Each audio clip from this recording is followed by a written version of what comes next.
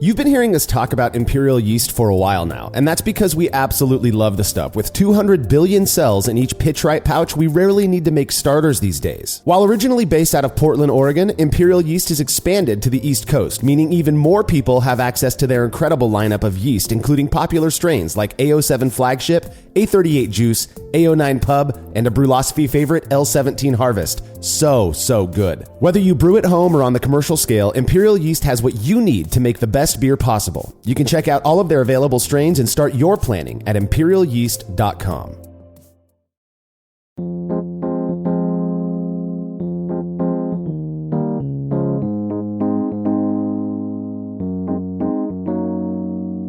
Used at various points in the brewing process, hops are an essential ingredient in beer, contributing bitterness, aroma, and flavor. As anyone who has ever grown their own is well aware, they can be used right off the vine, though most brewers rely on hops that have gone through some sort of processing. You're listening to the Brewlosophy Podcast. I'm your host, Marshall Schott, and on this episode, I'm joined by contributor Will Lovell to chat about the two most common forms hops come in, which is whole cone and pellets. Oh man, hops are always fun to talk about. It doesn't seem to matter if you're primarily an IPA brewer or maybe you have more fun brewing things like pale lagers, or maybe you're an English ale kind of guy. But there's so many rabbit holes to go down in the discussion of hops. So I'm super excited to talk about whole cone versus pelletized hops and whether or not that is extra steps in pelletization may have flavor impact. Yeah, absolutely. And I couldn't agree more. You know, hops, you don't have to love hops just if you are a lover of IPA. Which I do love me some IPA, but I also love pale lager, and I feel like the hops that you put in that actually matter. When I started brewing back in 2003, all I ever used were whole cone hops. In fact, I'm not even sure my local shop sold pellets at the time. One thing I do recall is talking with one of the guys who worked at that shop, the same guy who tried to sell me on building a 3-tier fly sparge system after my first batch, despite living in this tiny apartment anyways. He swore whole cone hops were better than pellets. It's pretty obvious at this point that I've had ample experience with both, and I'm looking forward to chatting about those experiences with you today, Will. All right, if you're a fan of this show and you'd like to receive a reward for your support, consider becoming a patron of Brewlosophy over at patreon.com/Brewlosophy. By making a small monthly pledge, you'll receive rewards like access to unpublished contributor recipes, unique discounts at YakimaValleyHops.com, and an invitation to a monthly live Q&A session with somebody in the brewing world. Our guest for this month, March of 2023, is the guy behind the awesome YouTube channel, The Brew Show. His name is Trent Musho, with videos covering everything from brewing methods like brew in a bag to making unique non-beer recipes like hop water. Trent is well regarded by homebrewers for his content that's equally as informational as it is entertaining. Trent's going to be taking questions from patrons on Saturday, March 25th, 2023. So make sure to make your pledge of just $3 or more at patreon.com/Brewlosophy no later than Friday the 24th. All past sessions are available on our private Patreon and Facebook pages, so you can go back and watch them whenever you like. Learn more about becoming a patron and check out all of the rewards we offer for your support over at patreon.com/Brewlosophy. And if you wouldn't mind letting us know what you think about this show by leaving a rating and review in Apple Podcast or wherever it is you listen to podcasts that allows you to do that, we'd really appreciate that as well. Feedback is brought to you by Clawhammer Supply, who offer brewers various options for high-quality, reasonably priced electric brewing rigs in various voltages and sizes. I've used their 120-volt system for 5-gallon batches as well as their 240-volt 10-gallon setup. I'm telling you, these things are awesome. Clawhammer Supply really puts the effort into ensuring their systems do exactly as they're intended to do in as efficient a way as possible.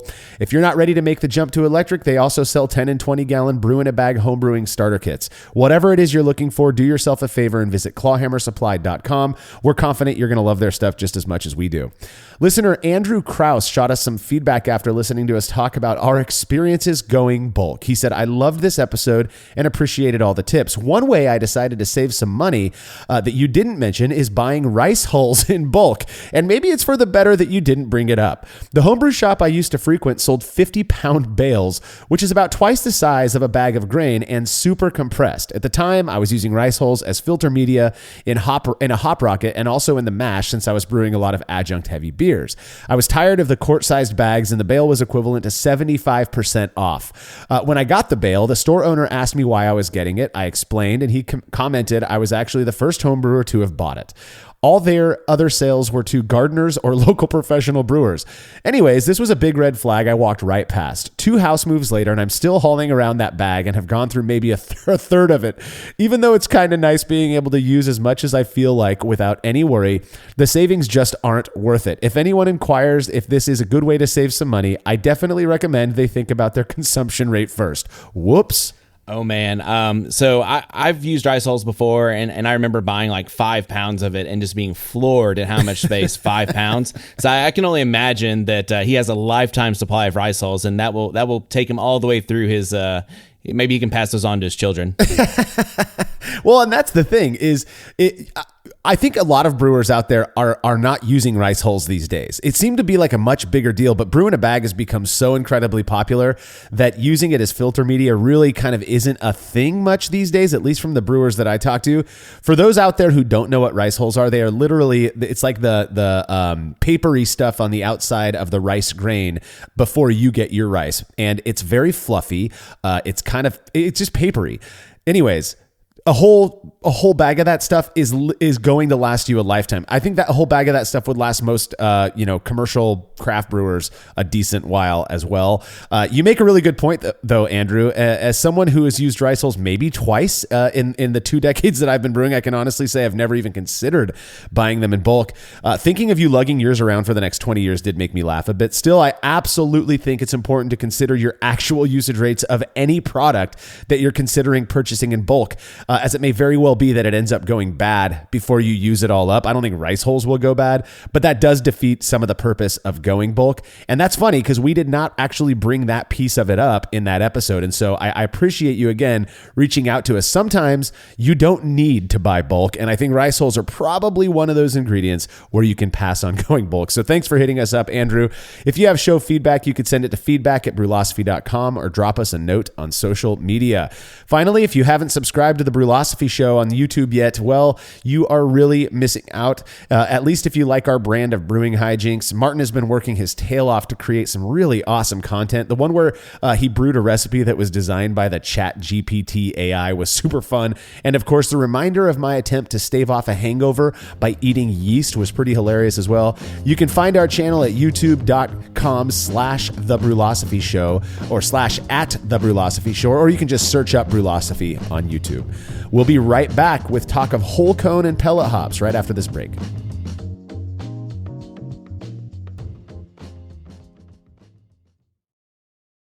After a long brew day, the last thing I want to do is waste more time chilling wort. I've tried so many different options, and ultimately I settled on the super efficient immersion chillers made by Jaded Brewing. With the King Cobra and Hydra, I'm able to chill my entire batch of wort from boiling to just a few degrees above groundwater temperature in as little as 6 minutes. If an immersion chiller is right for your brewery, then do yourself a favor and check out all of the rad options Jaded Brewing has to offer at jadedbrewing.com, and be sure to let them know Brewlosophy sent you. Have you ever thought about adding a port to your kettle but held off because you didn't feel like drilling into your gear or sending it off to have someone else do it? From the makers of the world's fastest counterflow chiller, the Xchillerator, comes the Hangover, the easiest way to add extra ports to your kettle as well as countless other options. Mount a faucet to your keg for easy portable pouring. Set up the perfect whirlpool arm. Hold a heating element in place. All of this and so much more without permanently modifying your gear. Manufactured right here in the United States, the Hangover offers brewers too many convenient solutions to list here. So head over to xchillerator.com today to see what the Hangover can do for you.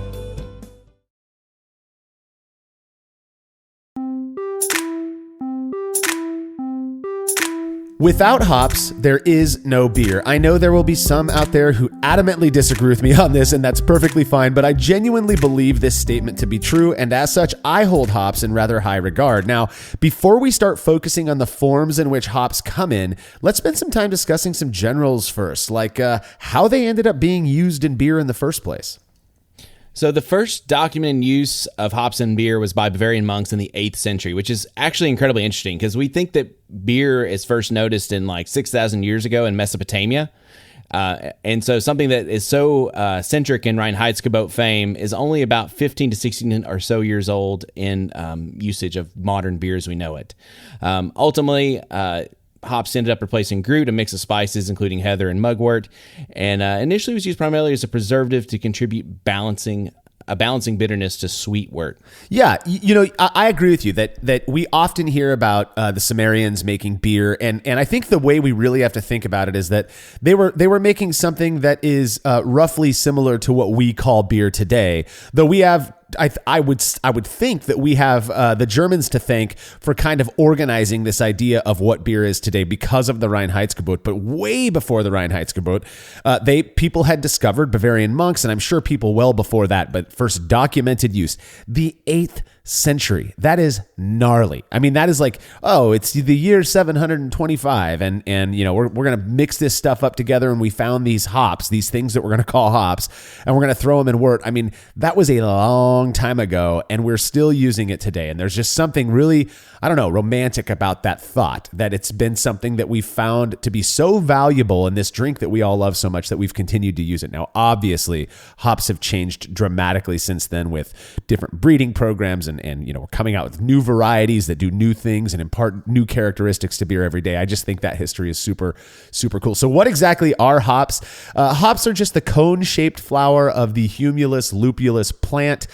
They grow on they're a climbing perennial that grow on bines, not vines. Now, I hear people call them hop vines all the time. And one time I was talking with somebody, Will, I thought it was kind of funny. And I made the comment hop bine. And they were like, why do you keep saying bine and not vine? Why do you keep messing that up? There's no such thing as a bine, essentially. And I had to explain, the difference between a bine and a vine. Do you know what that difference is, Will? So as someone that's actually grown hops at their house before the last Texas drought, toasted them pretty hardcore. We'll see if they come back this year. It's cool. They grow in this kind of helix going up a rope. And so they don't have the little fingers that vines have to just kind of, or tendrils or suckers, whatever you want to call them, like grapes do. They actually grow in a helix up a rope or whatever you want to put them on. And it is a little sticky. There is some like kind of sticky, I don't know if sticky is the right word, but there are definitely some little feelers coming off the bines to help it stick to whatever it's climbing up. Yeah. But definitely it is a different thing, but it looks super cool. Yeah, I think they're really pretty. In fact, I've known people who don't drink beer who are growing hop plants because they just have a nice look. They're decorative. They can create a wall of green. It's kind of like if you grow cypress trees to kind of create a wall in your backyard to cut you off from your neighbors or whatever. You can kind of do the same thing with hops. The only thing is they don't last forever. They're a perennial, so that you have to plant them every year and all that stuff. They differ from vines because vines climb using tendrils or suckers. So you think of grapes as being on a vine, hops grow on a vine. I'm actually not even sure what other things grow on a vine besides hops, but I'm sure there's more out there.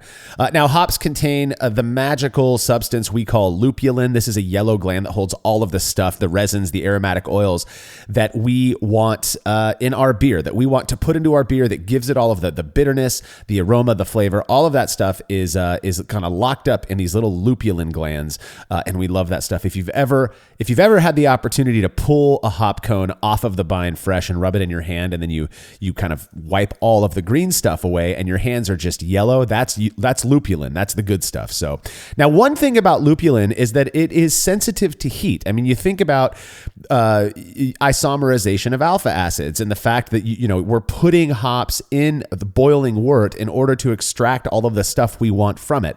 And so that comes into play when we start to talk about processing and the processing of hops. So I've had the pleasure of going to Hop Harvest a number of times now. And side note, we are really, really looking forward to this year's Hop Harvest in 2023 and hoping to get something going that we'll be announcing in the future. But anyways, one of the neat things about going to Yakima for Hop Harvest is that you learn a lot about the hop processing process, I suppose. Now, hops are harvested in early autumn. So you're looking at September through like the first week of October. Usually they're about wrapped up by the first week of October. And the process is pretty simple. You've got actual laborers going out to the farms and cutting the bines down from ropes that are strung along, the plots.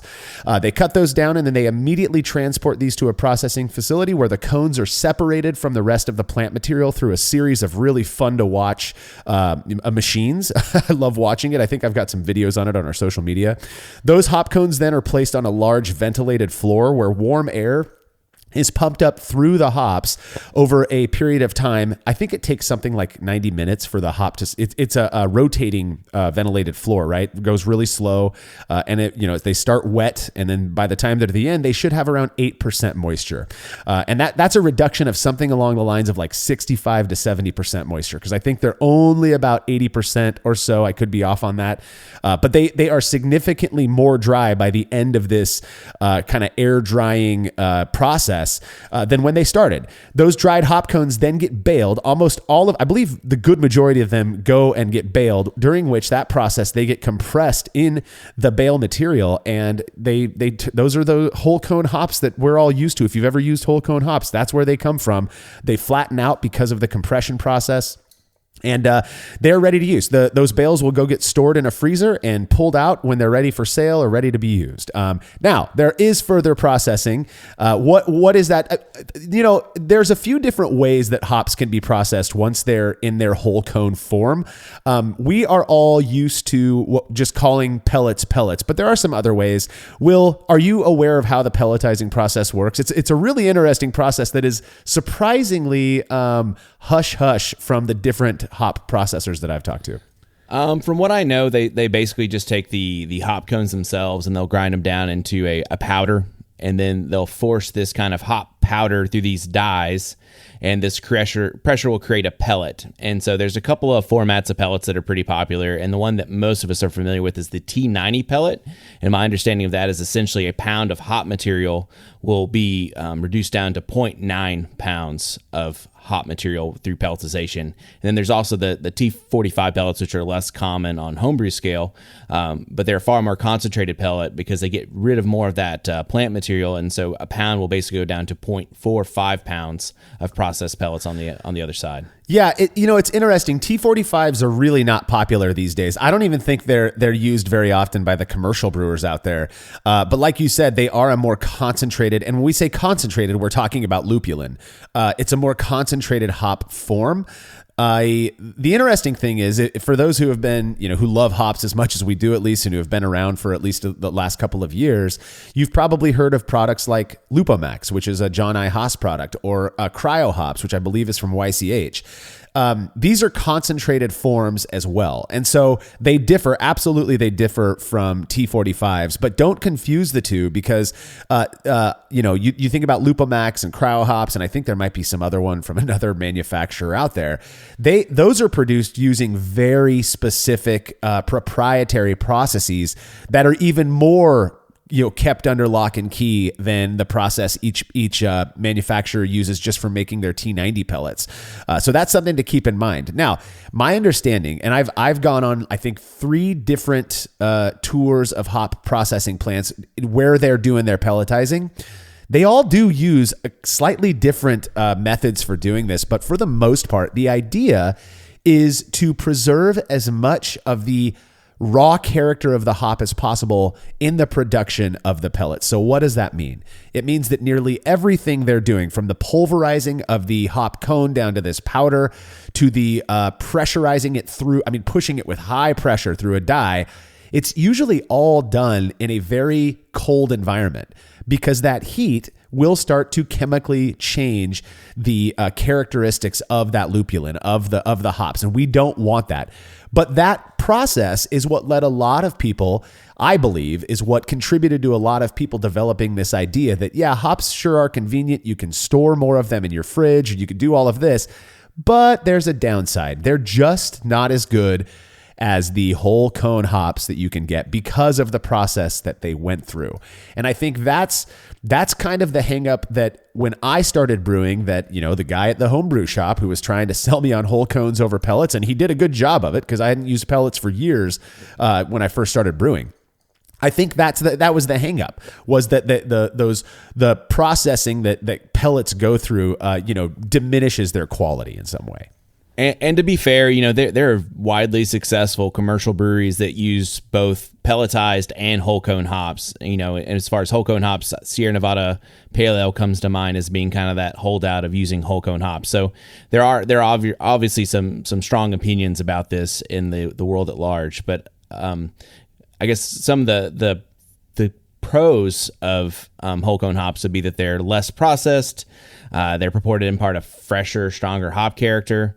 But obviously they're super bulky, and they are a different thing when you put them in there. Like, I remember ordering a package from YVH, Yakima Valley Hops, and really, if you actually go to the velocity.com, there's some pictures on the website, but like this half-pound bag of hops, it takes up more space in my freezer than a whole pound of pelletized. Oh yeah. And so that to me is like a huge thing. And then another thing to keep in mind, which I'm just now connecting these dots with the T90 versus whole cone hops, is that you get about 10% less hop utilization from whole cones. And that would make sense because you're losing about 10% of the mass during that processing.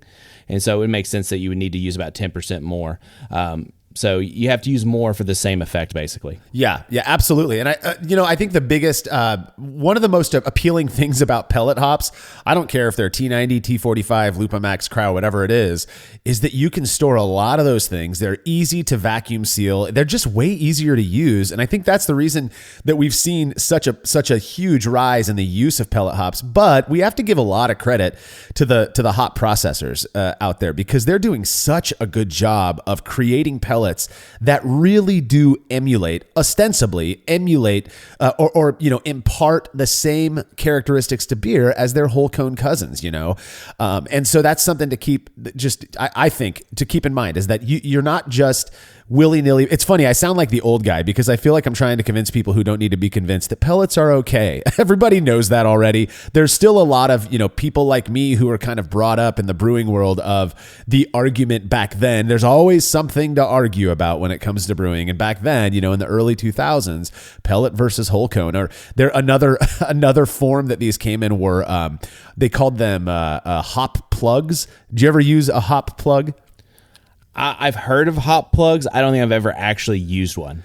All it is whole cone hops that have been compressed even further into these kind of easy to use plugs that you can kind of like break off of or toss the whole thing into your work. I've never used them either, but when I got into brewing, that was one of the forms that my homebrew shop used to carry, were these plugs. Now, I was fortunate enough where I lived, probably because of our proximity to Yakima at the time up in Bellingham, to be able to go in and get the exact amount of hops that I needed per batch. I think they sold them in 2-ounce chunks, and it was all whole cone. I didn't even see pellets in there.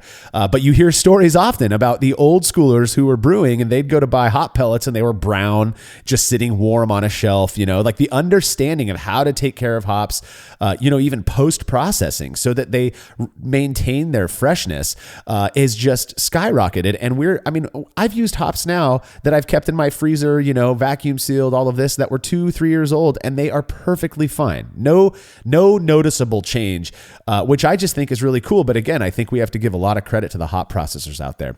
Now, obviously, when it comes to brewing, there are multiple areas where, hops are added from the mash. Especially if you're into this whole thiolized kick right now, you can mash hop. You got a bittering edition, the front of your boil. You got mid boil editions, late kettle editions, whirlpool editions, and dry hop editions. For the purposes of this episode, we're going to be focusing a little bit more on the impact that dry hopping with whole cone versus pellet hops has, in part because that's the experiment that we did. So let's talk a little bit about the dry hopping process. Have you ever dry hopped with whole cone hops anyways, Will? I actually have. In fact, we'll touch on it a little bit later, but I actually did a TBC, the Brew Club experiment, before I became a contributor to Brewlosophy, where I actually explored the effects of whole cone versus pellet hops with dry hopping. So kind of mirroring what Brian did and what we're going to talk about here in a minute. They're actually, again, the biggest thing is when you order them and they come in, it's just the size difference in packaging. One of the other kind of crazy things you don't think about is like if you're using the same stainless steel hop tubes, like normally, your pellet hops, when you do 2 or 3 ounces, it only fills it up by like a quarter or a third. Whereas the whole cone hops, to get the same amount in there, just basically fill the whole tube up because there's already air inside of those leaves that it's not compacted. So Yeah. it really is just a kind of a different beast, but both will get you there apparently. Yeah, I mean, I've definitely dry hopped with both. We talked a little bit about their pros and cons earlier, and they definitely apply to dry hopping as well. Whole cone hops, in my experience at least, tend to float on the top, and so I always felt like I had to kind of punch them down, kind of like you do with rising bread, where it's like, all right, get down in there. I don't want any dry hops in the end, even though it's called a dry hop. I want those all to be soaked in the beer. I want them to impart their wonderfulness to the beer. Plus, though, you might not be able to add as much due to their size. And that's kind of an issue, I think, a lot of modern brewers, especially modern brewers of hazy IPA, who are just loading up their beers with these massive dry hop charges. It's going to be difficult to do half a pound up to a full pound in a 5-gallon batch using whole cone hops if you're using a carboy or something that just doesn't have ample space. And then you've got to consider as well getting that beer out of the fermentation vessel. How are you going to do that? Typically, again, in my experience, you've got to rack from underneath this kind of like cap of dry hops when you're using whole cone hops. And again, that makes the pellets a little bit more, if not a lot more appealing, because you can just add these pellets in. They kind of quickly they don't really dissolve into the beer, but they fall apart really easily. And then a 12-hour cold crash, they just lock into the bottom of that trube layer, and you can rack the beer right off the top of the trube. You don't have anything, floating around on the top. To me, it just creates this sense of confidence that, me adding all of these hops wasn't just a waste of time. Now, I know people who like to use the dry hop tubes. I personally prefer doing that when I'm using certain types of fermentation vessels. If you pack those things with too many pellet hops, it may very well end up being that you don't, not all of those hops aren't going to touch the beer, because they do kind of start to expand if they don't have enough space to kind of, stretch out or fluff up, as it were. So that's something you got to keep in mind as well. I believe those they're like 11-inch stainless steel hop tube type things. I think you can put something like 8 ounces in one of them, and rest assured that you're going to get the most out of those hops. But again, those are some things that I found in my experiences that make me prefer pellet hops over dry hopping. But we still have to wonder, does one impart more character than the other? I can't think of a reason, given what I've experienced personally and what I've observed in the hop pelletizing process. I can't really think of any other reasons why one would think one is better than the other than just this belief that processing in and of itself, is a bad thing. Well, there's a couple of ideas, because anytime you process something further, you're adding the addition of heat, right? Even though they're doing it in this really cold environment, you're still adding pressure, you're pushing through a die. So there still is some chance of heat coming in and affecting at least the surface area of the hops on those pelletized. And then the on the flip side of that, so the argument for whole cones there would be that they're less processed, so that they don't have that potential vector for heat coming in and maybe volatilizing some of those volatile compounds. On the flip side, with pelletized hops, though, when you throw those in the fermenter, they almost crumble apart pretty quickly, almost instantly. And so now you're getting more surface area, because now that they're these little bitty kind of, it's not powder, but it is kind of a powder going in there. And so now you have so much more surface area in contact with your wort all at once, versus a whole cone, which is kind of this, this flowery cone that you're only really, how much surface area are you really getting in contact with? And since the lupulin glands and all that stuff are kind of in the middle, like how much soaking has to happen before it hits those? Yeah. These are all things that I've talked with other brewers about when it comes to this issue of pellet hops versus whole cone.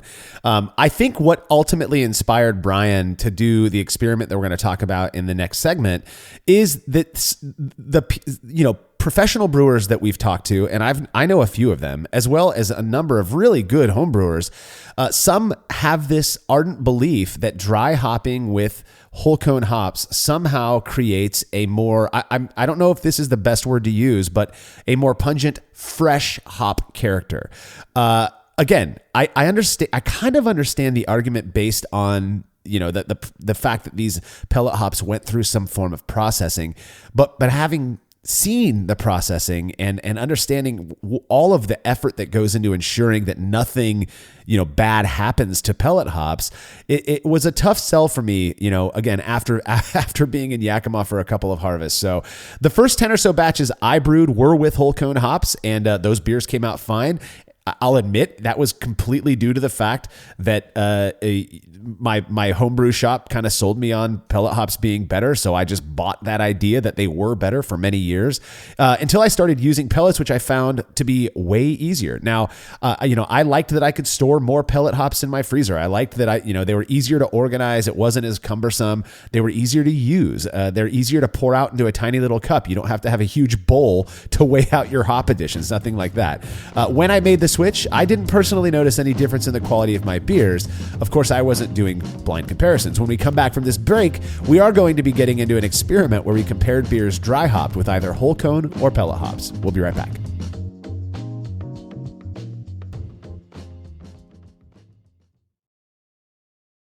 There's no denying that stainless steel is the best material for brewing equipment, and Delta Brewing Systems offers some of the lowest prices on high-quality stainless gear, like the Firm Tank, which in addition to holding 8 gallons or 30 liters of wort, comes with a domed lid to even further reduce the chances of a messy blow-off. Plus, it can hold up to 4 psi of pressure for closed transfers. Delta Brewing Systems also has their own line of brew kettles, as well as one of the lowest-priced all-in-one electric brewing systems out there, and their prices are shockingly low. If you're in the market for legit stainless gear that won't break the bank, do yourself a favor and head over to deltabrewingsystems.com today.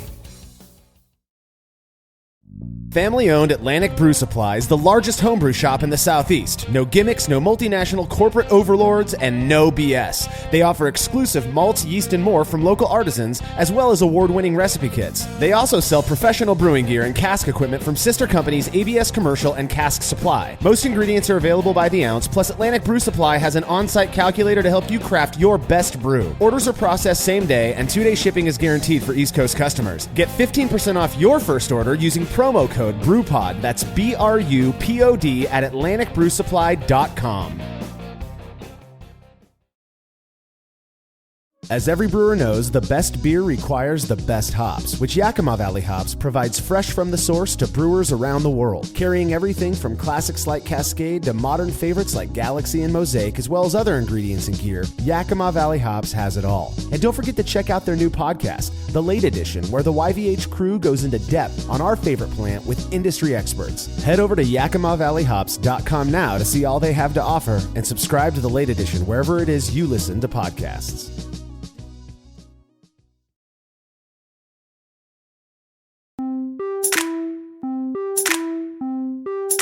Whether you're like me and prefer clear and crisp, or you have a love for all things hazy and well, not crisp, I guess, one thing pretty much all hoppy beers have in common is that they're dry hopped. As popular as pellet hops are these days, there are some who continue to claim that dry hopping with whole cones lends a more pungent, fresh hop character to beer, while others adamantly disagree. Contributor Brian Hall was curious to see for himself, and he designed an experiment to test this out a couple years ago. Yeah, so Brian designed an experiment to compare whole cone versus pellets in a dry hop. He did a single 10-gallon batch of a simple American Pale Ale that was inspired by Marshall's Tiny Bottom Pale Ale recipe. Fun story to follow. 77% Mecha-grade Lamanta Pale Malt. He also used 7% C15 Crystal Malt or Caramel Malt, 7% Mecha-grade Venora Malt, which is their Vienna Malt, and then 6% Victory Malt and 3% C60. Not the most uncomplicated grain bill, I know. Just a reminder, if you haven't heard the story of Tiny Bottom, I'm not going to tell the whole story here today, but that malt bill was actually designed as just something to build up the yeast that I wanted to then use for a double IPA, and I ended up liking this beer way more than I liked the double IPA I made, so it stuck, and we named it, and now it's a fairly popular recipe that people brew. So anyways, the reason he went with that malt bill was because he was matching my Tiny Bottom Pale Ale recipe in the beginning. I think it looks super fun to try, so maybe I'll have my crack at it in the future. But carrying on, so the brewing process, he mashed at 152 degrees Fahrenheit or 66 C. When the mash rest was complete, he removed the grains and sparge to collect pre-boil volumes. His wort was boiled for a total of 60 minutes. He did 32 grams of Magnum at 60 minutes, 28 grams of Pellet at 25 minutes, 28 grams of Fuggles at 10 minutes, 30 grams of Fuggles at 2 minutes. And just keep in mind, this is for a 10-gallon batch that he split. So if it seems like 32 grams of Magnum is a ton, it is. It's because he was doing it for 10 gallons, not 5. Exactly. After the boil, worts were chilled and racked into sanitized fermenters, at which point refractometers reading showed it was at an OG of 1.054. 1054. That's exactly where we want that beer to be. So everything is kind of on point at this point. Now, real quick, I was talking with Brian when he was designing this experiment.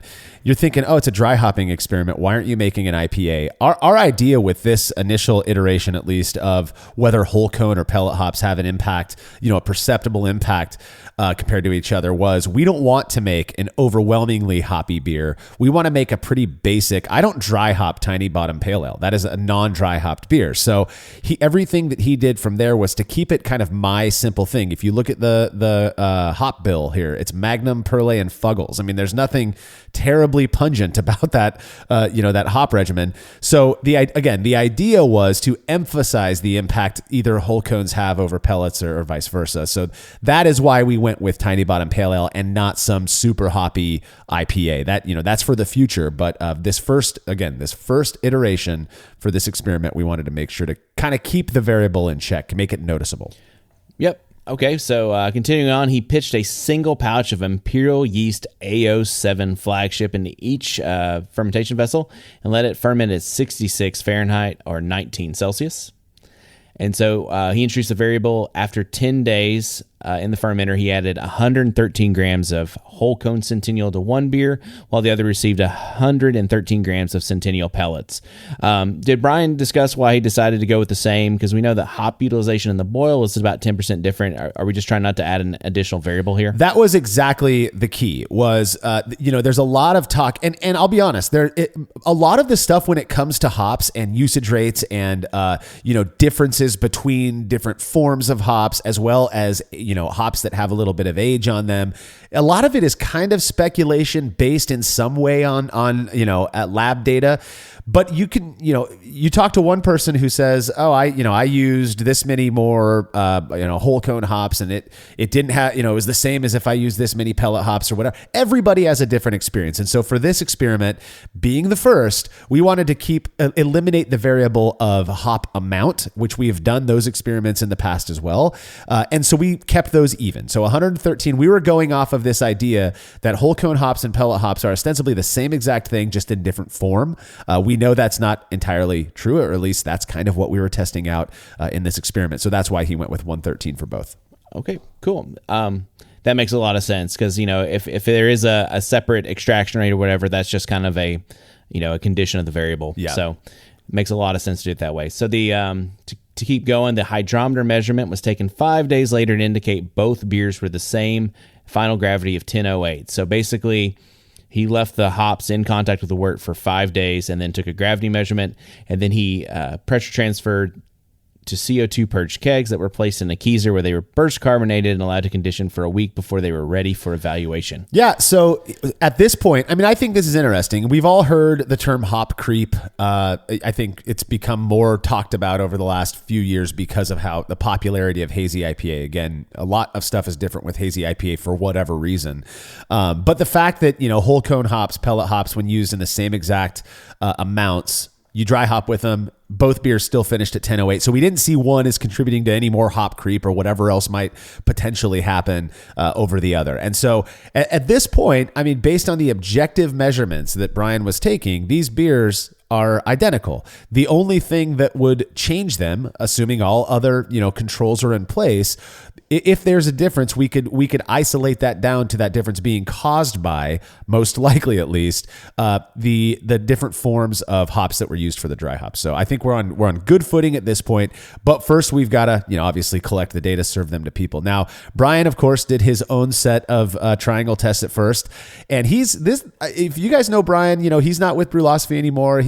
but he is a foodie. He's got a palate like no other, and he knows hops really, really well. He could not consistently tell these beers apart, and he was pretty surprised by that. Not that he had some belief that pellet hops were higher quality or even lower quality than whole cone hops. He just kind of figured that because of the processing or something, they could potentially be different. And with the stuff that we've heard from commercial brewers out there, it kind of would make sense that one might impart some different characteristics of the beers. He could not tell these beers apart, and I thought that was interesting at first.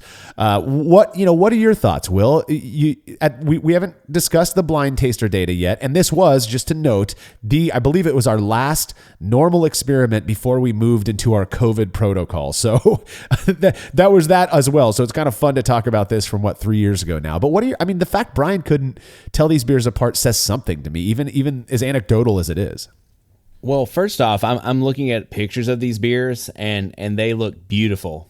It's just a nice, beautiful golden color. They're identical in color, and they're just beautiful looking beers. And so it really makes me thirsty. Want to have a nice pale ale right now. Oh yeah. But also, like I guess I was initially surprised by these results as well. I remember reading this article and thinking to myself, again, you hear all the hype about how whole cones they're a less processed product. They're going to contribute so much more flavor, all those things. But somehow, just at least for Brian, it didn't seem to matter. And from what I can tell, Brian is an IPA guy. And if anybody's going to be able to tell these beers apart, it's probably him. Yeah, I couldn't agree more with that. I mean, the guy is I attribute the rise in hazy IPA in the brewing world as Brian being a big part of that push. Him and Ed Coffey and Michael Tonsmeyer.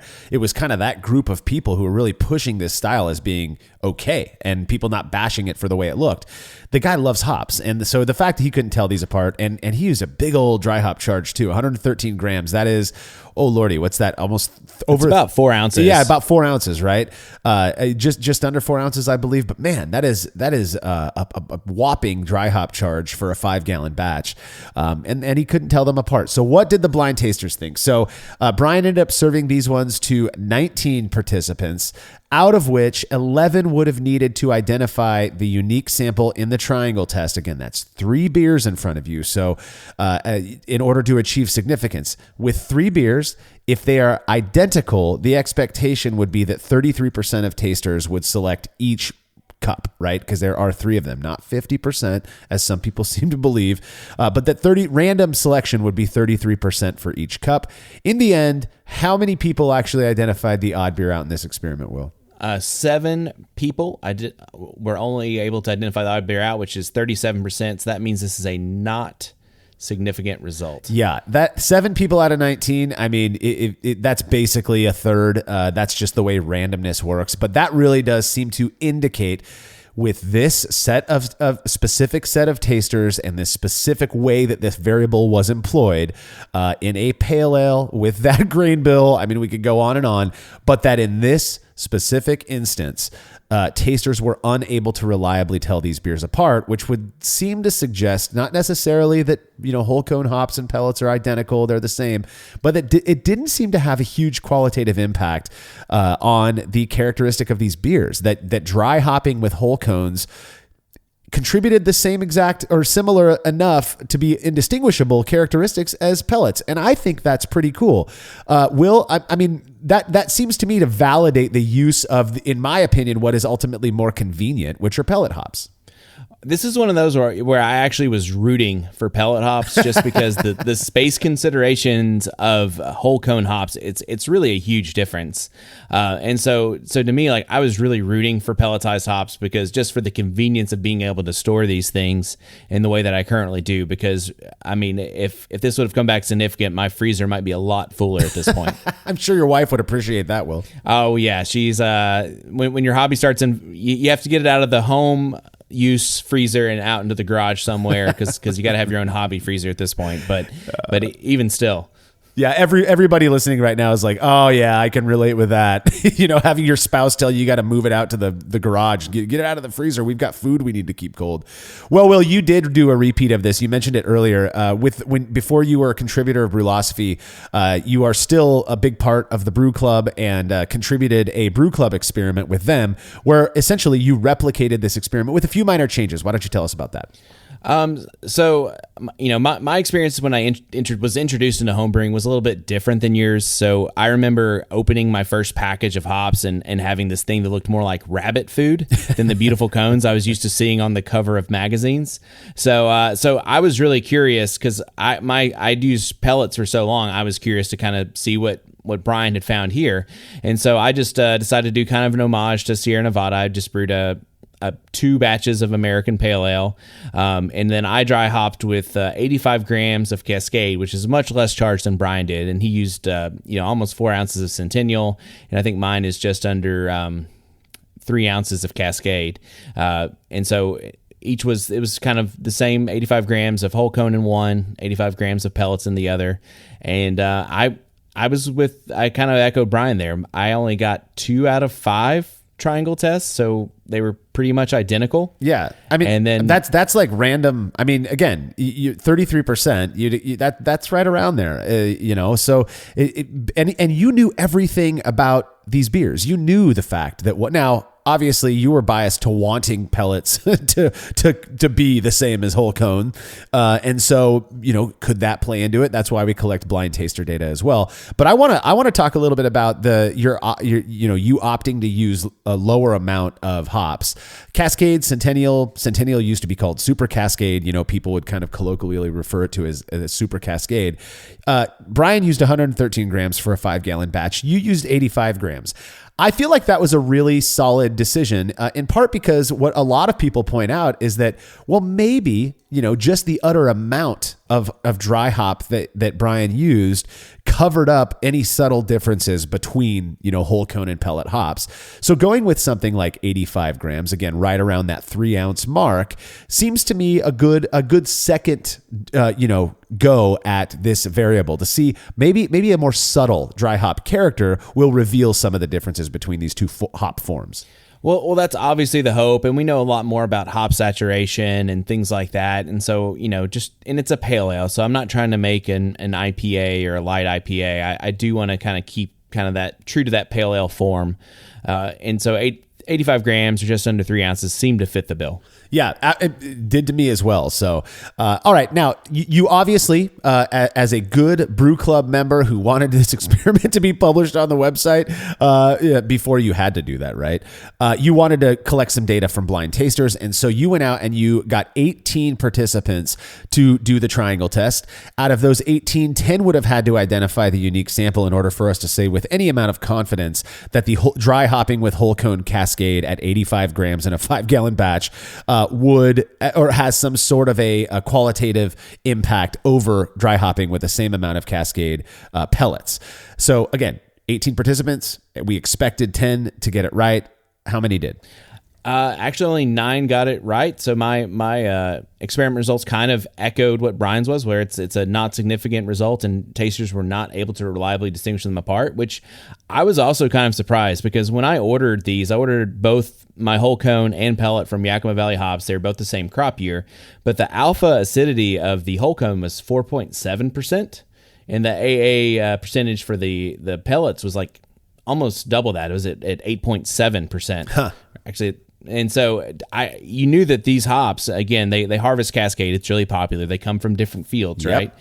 So you knew that one was objectively different. You had a measurable difference between the hops themselves, and it still didn't come back significant. Now, I know we're not isomerizing alpha acids in a dry hop, but still, there is an objective difference between these hops. Yeah, and that's something we didn't bring up when talking about Brian's experiment. It was the same thing. I mean, we try the best we can to get the most, in experiments like this.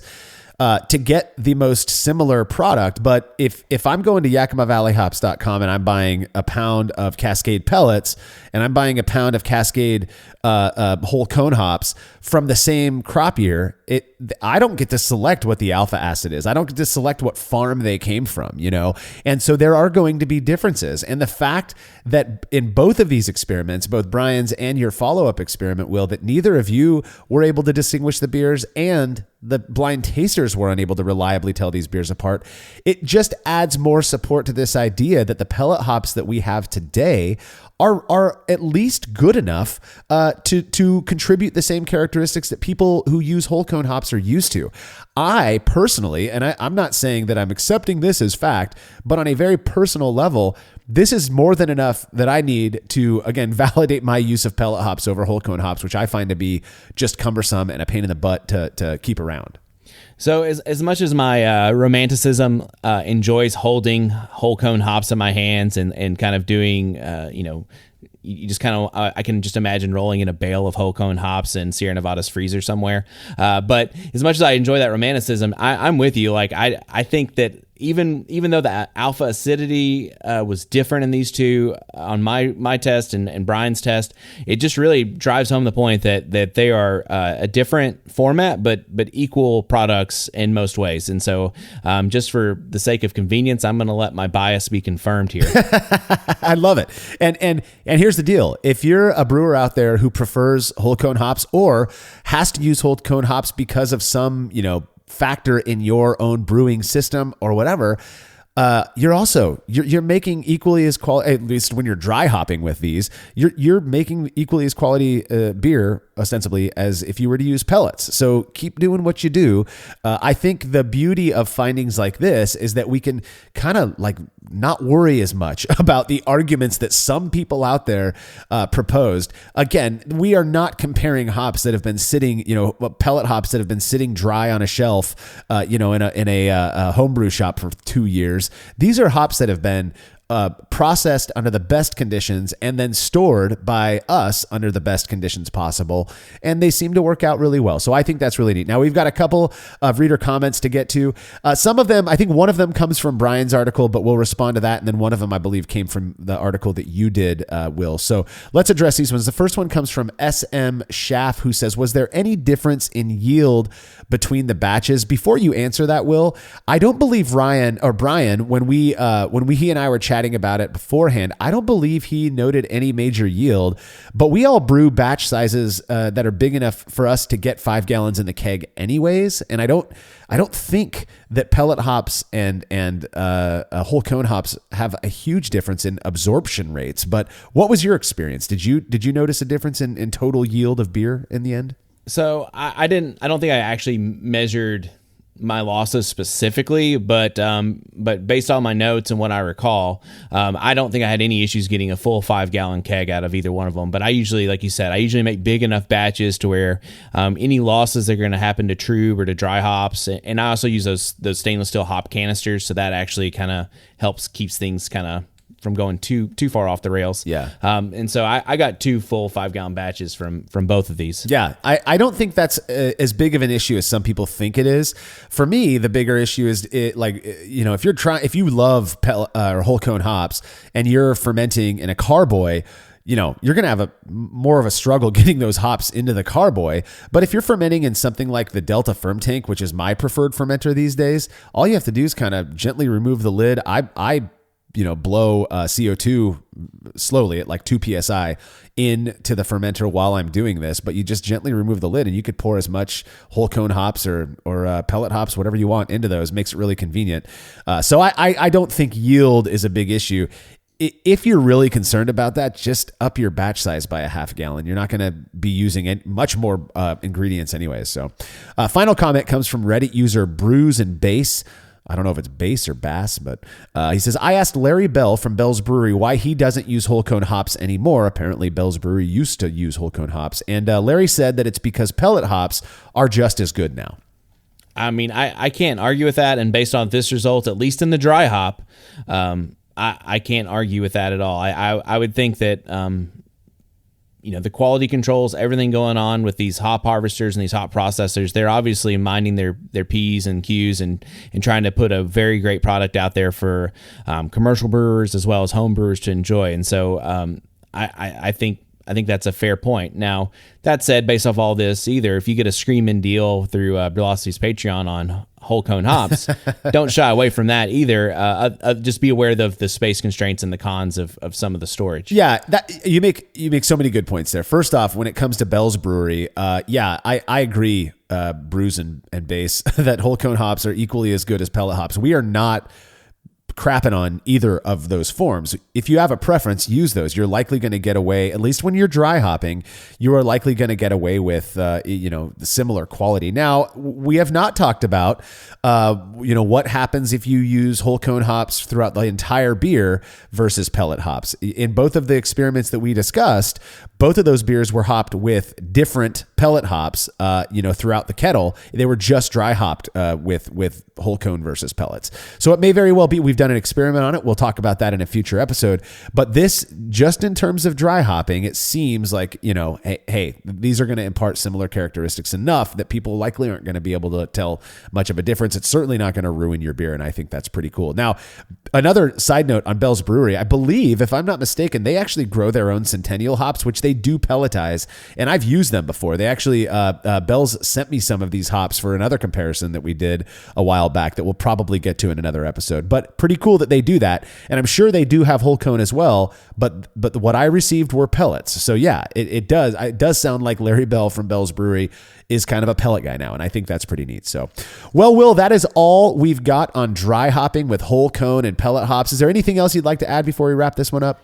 Again, I think we've shown here, at least in the dry hop, you can make great beer using either one, and just whichever one works best for you and your process, do that one. Absolutely. I couldn't say it any better myself. So don't forget to subscribe to the Brew Lab podcast, where host Cade Job takes you into the lab with real brewing scientists to discuss fascinating research they've done on our favorite beverage. And as always, you can read more about the experiment we discussed by clicking the link to the article on brewlosophy.com in the description of this episode. The Brewlosophy podcast is made possible by the generous support of our sponsors, as well as all of our rad listeners. We seriously could not do this without you. Cheers to everyone who has subscribed and left a review of our show. It makes a huge difference. If you haven't yet, please consider doing so. Head over to brewlosophy.com/support to view a list of ways you can easily help us to continue producing this podcast. If you want a reward for your support, visit patreon.com/brewlosophy. Thanks again for listening. We'll be back next week with another episode of the Brewlosophy podcast. Until then, think beer. Start off the morning with some hot tea, lemon and honey, cause it soothes my throat. Put some herb in the bowl, yeah, it's homegrown. Ain't gotta go through the middleman, no.